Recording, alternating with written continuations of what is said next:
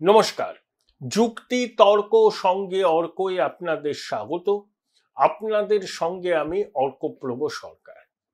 বলি হলোটা কি? আন্তর্জাতিক খ্যাতিসম্পন্ন বাটপার সুদখোর ইউনূসের হলোটা কি? ওর কি বিলম্বিত বোধোদয়, নাকি এর পিছনেও কোনো চক্রান্ত আছে? কারণ এই লোকটিকে বিশ্বাস করা যায় না, কারণ ও হচ্ছে জঙ্গি দলের নেতা। ঢাকার রাজপথে এক ব্যবসায়ীকে নৃশংসভাবে খুন করেছে দুর্বৃত্তরা, তারপরে মৃতদেহের উপর উল্লাস করেছে।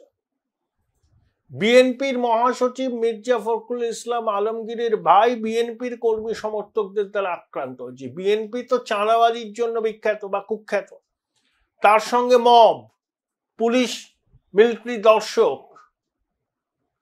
তাহলে বাংলাদেশ তো মায়ের বুকে চলে গেছে কমপ্লিটলি মাৎসর ন্যায়। তারপর ডোনাল্ড ট্রাম্প প্রশাসন আবার 35% ট্যারিফ বসিয়েছে বাংলাদেশের পণ্যের উপর। তা শুধু ইউনূস তো দেখছি তো ভয়ঙ্কর বিপদ। তা আমেরিকার সঙ্গে তো আর ব্যবসা বাণিজ্য করা যাবে না। 35% শুল্ক দিয়ে কি আমদানি করবে? ওর বস্ত্র শিল্প তো একেবারে মায়ের ভোগে। তারপরে আমরা ট্রান্সশিপমেন্ট বাতিল করেছি। বাংলাদেশের কাঁচা পাট আর স্থলবন্দর দিয়ে ভারতে যাবে না। আসতে গেলে মুম্বাই পোর্ট হয়ে আসতে হবে। কে অত খরচা করে ওই বাংলাদেশের পাট নেবে? ভারতের ব্যবসায়ীরা। বস্ত্র শিল্প ধুঁকছে।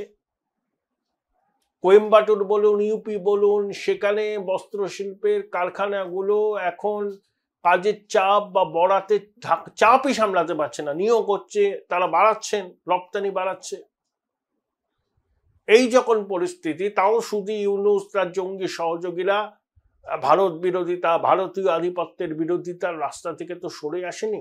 কিন্তু হঠাৎ কি হলো যে 1000 কেজি আম পাঠাচ্ছে ইউনূস দিল্লিতে প্রধানমন্ত্রীকে, বিদেশ মন্ত্রীর জন্য। বাংলাদেশের রংপুরের একটা বিখ্যাত আম, সেই আম 1000 কেজি পাঠানো হচ্ছে। আম কূটনীতি পশ্চিমবঙ্গ, অসম, ত্রিপুরা, মেঘালয়ের মুখ্যমন্ত্রীদের জন্য আসছে।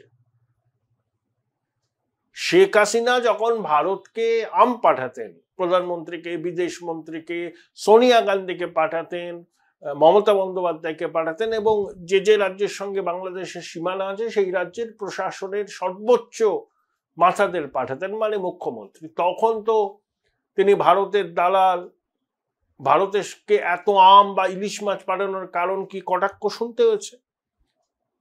হাসিনা ভারতের দালাল, এটা শুনতে হয়েছে।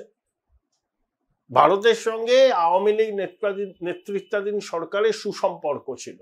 তার সব থেকে বড় কারণ, আওয়ামী লীগের সরকার বাংলাদেশের মাটি থেকে ভারত বিরোধী জঙ্গি কার্যকলাপকে প্রশ্রয় দেয়নি, চেষ্টা করেছে জঙ্গি পরিকাঠামো ভাঙতে। এটা একটা বড় কারণ, আমরা সহযোগিতা করেছি। কিন্তু এই সরকার তো ভারতকে হুমকি দিচ্ছে, চিকেন নেককে আক্রমণের হুমকি দিচ্ছে জসিমউদ্দিন রহমানি। ইউনূস চীনে গিয়ে বলে আসলেন 7 সিস্টার ল্যান্ডলক, সমুদ্রে একমাত্র বাংলাদেশি অভিভাবক। আমরা জবাব দিয়ে দিয়েছি, ট্রান্সশিপমেন্ট বাতিল, আরো অনেক পদক্ষেপ নেওয়া হবে। তা বাংলাদেশের কমার্স অ্যান্ড ইন্ডাস্ট্রির সঙ্গে যারা যুক্ত বা বিভিন্ন চেম্বার অফ কমার্স, শুধু ইউনূসের এইসব কার্যকলাপকে তো সমর্থন করছেন না। ব্যবসায়ীরা ব্যবসা করতে চান, তারা দেখছেন ভারতের সঙ্গে সম্পর্কটাকে যেখানে নামিয়েছে ইউনূস, তাতে তাদের ব্যবসা ক্ষতি হবে, কর্মসংস্থান বাধাপ্রাপ্ত হবে এবং অনেককে ঝাঁপ গোটাতে বাধ্য হবে। তাই কি ইউনূস আম পাঠাচ্ছেন? ইলিশও পাঠাবেন? আবার আম কূটনীতি, দুরাত্মার ছলের অভাব হয় না। ইউনূসের হঠাৎ করে এই বোধোদয় কারণটা কি? আবার ভারতের সঙ্গে সম্পর্কের সোনালী অধ্যায় রচনা করতে চাইছেন। আমরা তো বাংলাদেশের বিরোধী নই, কিন্তু আমরা জঙ্গিদের বিরোধী, বাংলাদেশের র্যাডিক্যাল এলিমেন্টদের বিরোধী, এবং ওই হিজবুত তাহরিরের মতো যে সমস্ত সংগঠন বাংলাদেশে প্রকাশ্যে আস্ফালন করছে, ভারতকে আক্রমণের হুমকি দিচ্ছে, যে জঙ্গি জিহাদিরা, তাদের মাথা ভেঙে গুড়িয়ে দেওয়ার ব্যাপারে আমরা দৃঢ় প্রতিজ্ঞ। আমরা বাংলাদেশে সনাতনীদের নিরাপত্তা চাই, যে কোনো মূল্যে সনাতনীদের জীবন ও সম্পত্তি রক্ষা করতে হবে, তাদের ধর্মাচরণের স্বাধীনতাকে অক্ষুণ্ণ রাখতে হবে।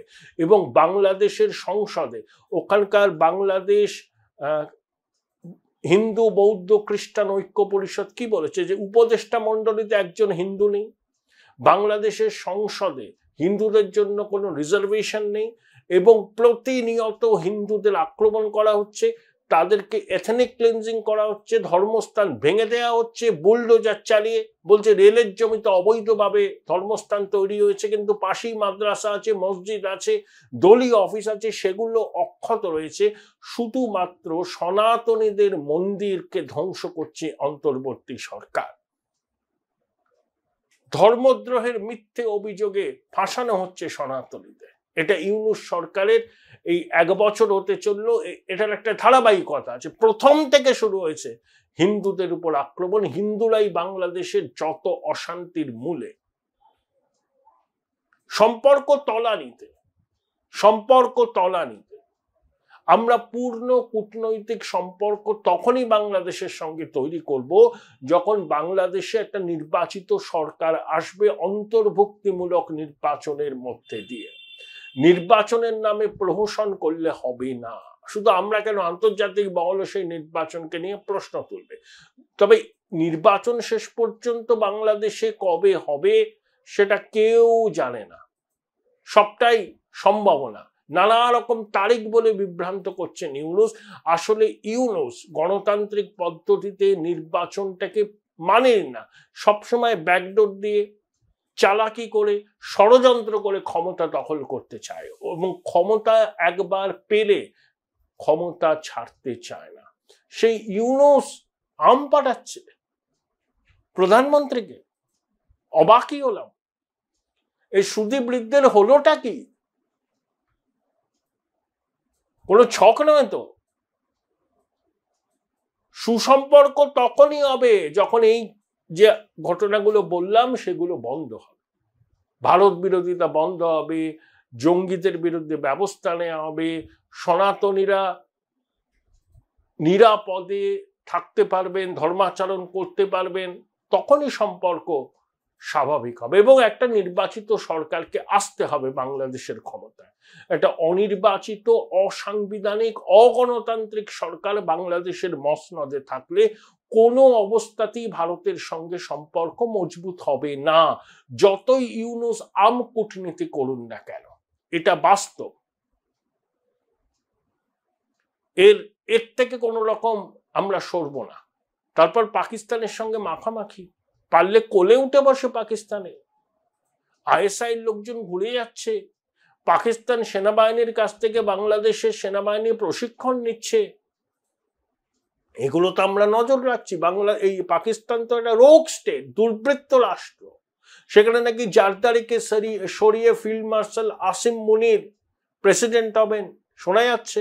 আসিম মুনির রাজকীয় বিলাস বসনের মধ্যে প্রথমে ইন্দোনেশিয়া, তারপরে শ্রীলঙ্কা সফর করবেন। আর বাংলাদেশের এই পাকিস্তানের অর্ধেকের বেশি মানুষ দারিদ্র সীমার নিচে থাকে। $3 নিচে তাদের দৈনিক আয়। এই হচ্ছে পাকিস্তান। তাদের সঙ্গে ইউনূসের মাখামাখি, ভারত বিরোধিতা তুঙ্গে।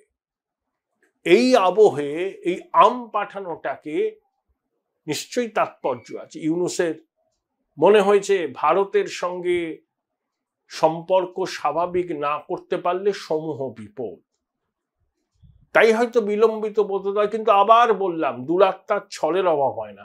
ইউনূস নামক দুরাত্মা এবং তার জঙ্গি সহযোগীদের মনে কি আছে সেটা কিন্তু পরিষ্কার নয়। তবে একটা জিনিস পরিষ্কার, তারা যতই আমকূটনীতি করুন না কেন, তারা আসলে ঘোরতর ভারত বিরোধী, ফান্ডামেন্টালিস্ট এবং গণতন্ত্র, সহিষ্ণুতা, ধর্মনিরপেক্ষতার ধারণার পরিপন্থী হচ্ছে তাদের অবস্থান।